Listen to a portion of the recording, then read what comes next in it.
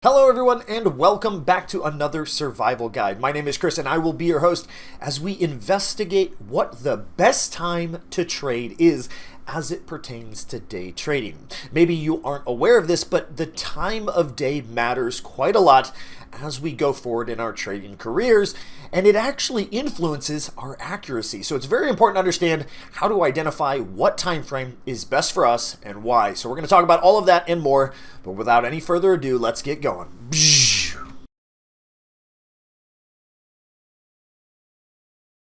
The age-old question in the trading world is what time frame is the best for us as day traders, or for us as really any type of traders. It applies to all of us, and at some point or another, this is a question that basically any trader needs to ask or understand the answer to. Whether we're trading on 15-minute, 5-minute, 1-minute, hourly, daily, doesn't matter. It is something that we need to understand. So let's talk about the common types of time frames first and the general premise behind what we're looking to do with each of these time frames. The first we'll talk about is the primary trend, which is what we're going to be identifying with longer time frame charts. So this is going to be things like looking at hourly and longer. We're going to be using the higher time frame charts to get ourselves an overall view of what's going on in the marketscape. We're trying to get an idea of the overall trend direction while we're doing this, just an overall idea of the prevailing market momentum. Then, when the time comes that we're looking to execute, we're looking to get into the market, we need to do something where we're trying to pinpoint our entry. We want to get the best possible price that we possibly can, and in order to do that, we're going to switch to the lower time frames. That's the shorter time frames like your 1 minute, 5 minute, 15 minutes. Basically, everything up to 60-minute charts is going to be considered a shorter time frame type of chart.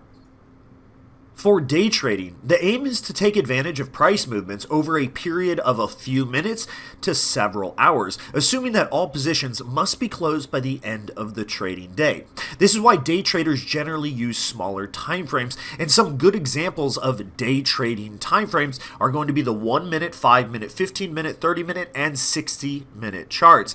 These are all very, very popular with day traders. This is one of the scenarios where they're going to be using these smaller time frame charts generally to enter, but they're also going to take advantage of the higher time frame picture as well.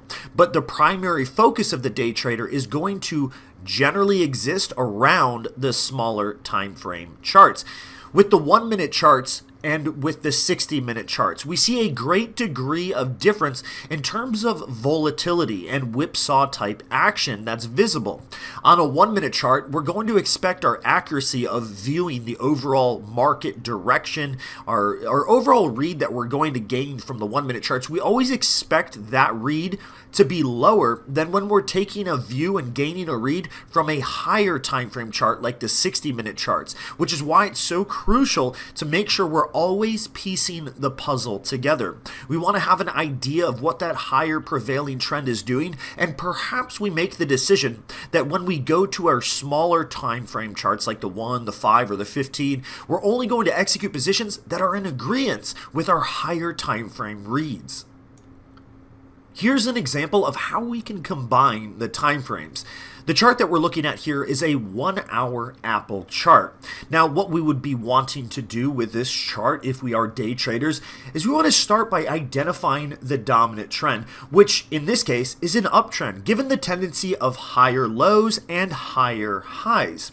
After identifying the price action is currently in an uptrend, we can then switch to the 15-minute charts. Here we go, a 15-minute chart now of Apple, where we also have a couple moving averages on that are helping us identify what's going on the smaller time frames now that we know what's going on the larger time frames as well. And what we can do is, while we take a look at the higher time frames and identify that the market is currently experiencing a nice bullish path, we can switch to these 15-minute charts, take a look at our trend lines and say, okay, when the market returns to a low average for the current upwards trajectory, we can look for an opportunity to buy because in theory, we'd be aiming to buy at a swing low during an overall upwards moving market trend or during an overall upwards moving market trend. And successfully by doing this, we're combining both the high time frame knowledge and picture with the smaller time frame knowledge by trying to execute at the exact right moment on the smaller scale while doing so in agreement with the higher time frame. So to sum things up, it depends on what your goals are or how you feel most comfortable as you trade, which time frames are going to be your final resting place. But using all of them is generally always going to be the best idea. It's going to allow you a more complete picture because you're analyzing more information.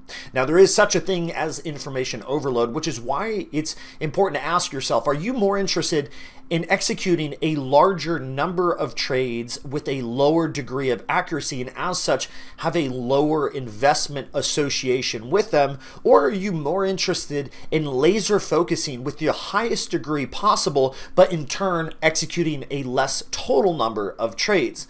If you want the higher accuracy and less trades, then the higher time frames is going to be your resting place. If you want more trades but are okay with a lower accuracy and in turn going to risk less, then perhaps the lower time frames are best for you. But until next time, good luck, happy trading, and I'll see you all very soon.